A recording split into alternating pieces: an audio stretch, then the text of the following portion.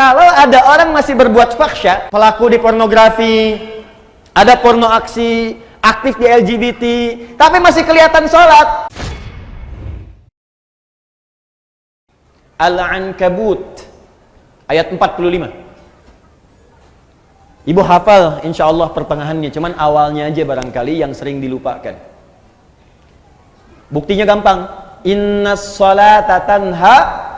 Oh, itu pertengahannya.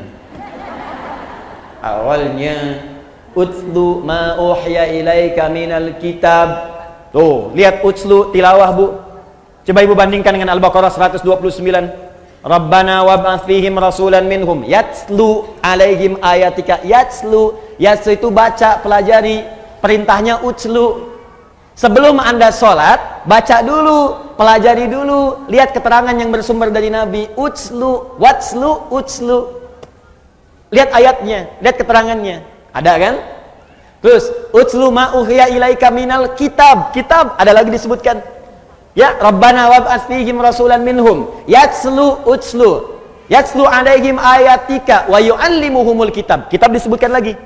Utslu ma uhiya ilaika minal kitab. Kata Al-Quran, ibu sebelum sholat jangan tergesa-gesa untuk sholat. Keluarkan dulu semua tuntunan dari Nabi bagaimana cara sholat yang baik. Pahami bacaannya. Utslu itu punya 3 arti dari kata tilawah. Utslu dari kata tilawah punya 3 arti. 1, baca. 2, pahami yang dibaca. 3, amalkan yang dipahami itu. Tilawah namanya. Makanya kalau ada orang baca Quran, supaya kita paham, di sampingnya kan ada yang menerjemahkan kan? Siapa yang menerjemahkan itu? Sari tilawah. Sebetulnya orang Arab itu tidak mengenal sari, kenalnya tilawah. Tilawah. Cuman mungkin di Indonesia yang pertama kali tilawah itu Bu Sari. Makanya disebut sari tilawah. Ya, coba kalau Adi, mungkin Adi tilawah gitu ya, atau Daan tilawah gitu. Bisa. Ya. Jadi enggak, sari tilawah itu sebetulnya tambahan sarinya. Ya, sari tilawah, sarinya itu tambahan. Yang betulnya tilawahnya. Cuman karena mungkin pertama kali yang tilawah Bu Sari, makanya sari tilawah. Tapi poinnya, kenapa ada sari tilawah? Supaya bisa memahamkan kepada kita apa yang dimaksud bacaan tadi. Nah, persis sama dalam sholat. Kata Allah sebelum sholat, baca dulu bacaan sholat. Pahami dulu. Memahami sesuatu disebut fikih namanya. Ini bisa tulis. Fikih.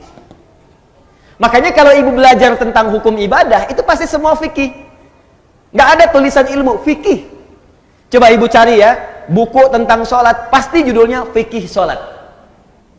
Tentang zakat, fikih zakat. Tentang haji umrah, fikih haji. Ibu nggak akan temukan buku judulnya ilmu sholat. Nggak ada. Ilmu haji nggak ada. Yang ada fikih. Apa maksud kalimat fikih ini? Paham. Maksudnya kata Allah, hei engkau, kalau engkau ingin khusyuk dalam sholatmu, ingin nikmat sholatmu, maka pahami bacaan dan gerakan sholat itu. Jangan sampai engkau sholat tapi tidak mengerti yang dibaca. Coba jujur pada diri kita masing-masing ya. Jujur saja. Dari sekian ribuan kali sholat yang kita tunaikan, ruku dan sujud, berapa persen bacaan sholat yang dipahami? Tuh. Katanya ibu pengen khusyuk tapi nggak ngerti yang dilakukan, bagaimana bisa khusyuk? Ruku tapi nggak paham bacaan ruku.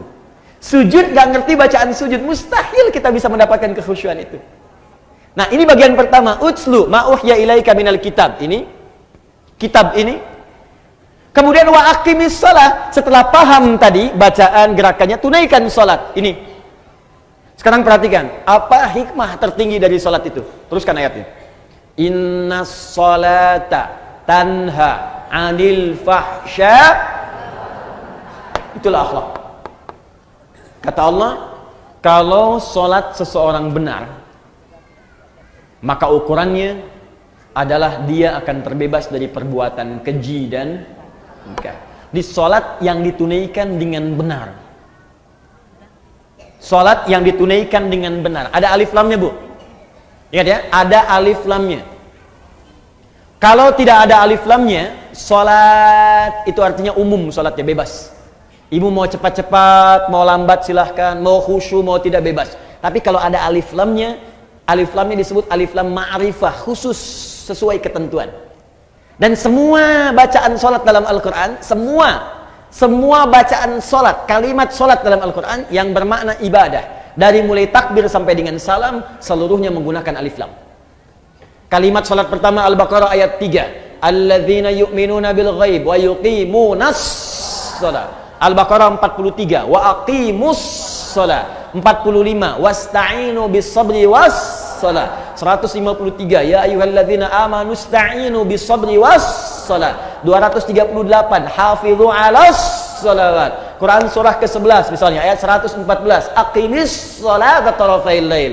Quran surah ke-17 ayat misalnya 78, aqimis sholata liduluki syamsi. Selalu pakai alif lam. Itu artinya kalau kita sholat mesti benar. Nah, kalau sholatnya benar, apa dampaknya dari situ? Akhlak. Tanha anil fahsya'i wal munkar. Maaf, semua orang baik itu sumber kebaikannya terbebas dari dua ini. Mohon izin Bu ya, kalau ibu anaknya, cucunya, atau kita sendiri ingin baik, rumusnya gampang. Bebaskan dari dua sumber ini. Tidak ada yang ketiga.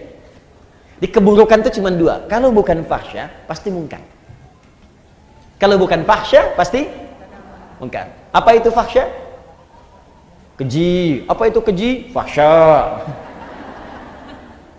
Fahsya, keburukan yang bersumber dari syahwat. Pornografi, porno aksi, LGBT, yang jorok-jorok, yang kotor itu fahsya. Awas, hati-hati. Saya ulang ya. Pornografi, porno aksi, LGBT, homo, lesbi, transgender, sejenisnya itu fahsya namanya. Jadi mustahil ada orang sholat berbuat fahsya, mustahil. Makanya ketika seseorang sholatnya benar, itu pasti akan memberikan perisai pada dirinya dari perbuatan fahsya. Nih Bu ya, gak usah jauh-jauh. Kalau sholat kita benar, ibu lihat gambar di handphone, buka misalnya, ya. Begitu ingin lihat berita, tiba-tiba ada gambar yang tidak elok. Itu kalau sholat kita benar, dalam hati kita ada yang disebut dengan burhan namanya. Apa namanya? Burhan. Itu ada Ustadz Yusuf Burhan. Burhan. Laula an ra'a burhana rabbi. Burhan. Burhan itu petunjuk Allah. Saya ulang ya. Burhan itu petunjuk Allah yang muncul dalam hati, yang menjauhkan kita dari maksiat. Petunjuk Allah yang muncul dalam hati, yang menjauhkan kita dari maksiat. Nabi Yusuf pernah diajak berduaan oleh seorang perempuan, istri seorang pembesar, untuk melakukan hubungan yang tidak dibenarkan. Ya, ini dalil tidak dibenarkannya. Awas, perbuatan zina di luar nikah. Hati-hati di surat Yusuf. Ya, walaqad hammat bihi, ya, wa hamma biha laula an ra'a burhana rabbi. Perempuan itu mengajak Yusuf untuk berduaan. Perempuan itu telah memiliki suami. Yusuf belum menikah sama sekali, diajak berduaan. Ini dalil jelas dalam Al-Quran tidak diperbolehkannya hubungan seksual di luar pernikahan. Jadi nggak usah bikin disertasi, capek. Ya, udah satu ayat baca selesai. Ini artinya orangnya jarang baca Quran. Balik ke sini. Ketika kemudian ditampakkan oleh Allah, laula arra'a burhana rabbi, kalau dia tidak merasakan, melihat burhan, petunjuk di hatinya dari Allah, ini salah, jangan lakukan. Kalau Nabi itu pasti dijaga, maksum. Nabi nggak mungkin berbuat maksiat, dijaga. Kalau kita karena bukan Nabi, dorongan nafsu itu ada, tapi oleh Allah diberikan pancaran di hatinya supaya mencegah dia berbuat maksiat. Makanya ibu sering dengar suara hati ketika berbuat salah. Kalau nggak percaya begini Bu, tes ya, tes. Masih ada nggak nih? Nanti keluar dari sini, ibu coba pakai sendal orang lain. Ngetes, awas, bukan dilakukan, ngetes. Pakai aja. Punya saya, kata Ustadz Adi. Ini cuman cek. Cek ya. Lihat sini, ibu pakai.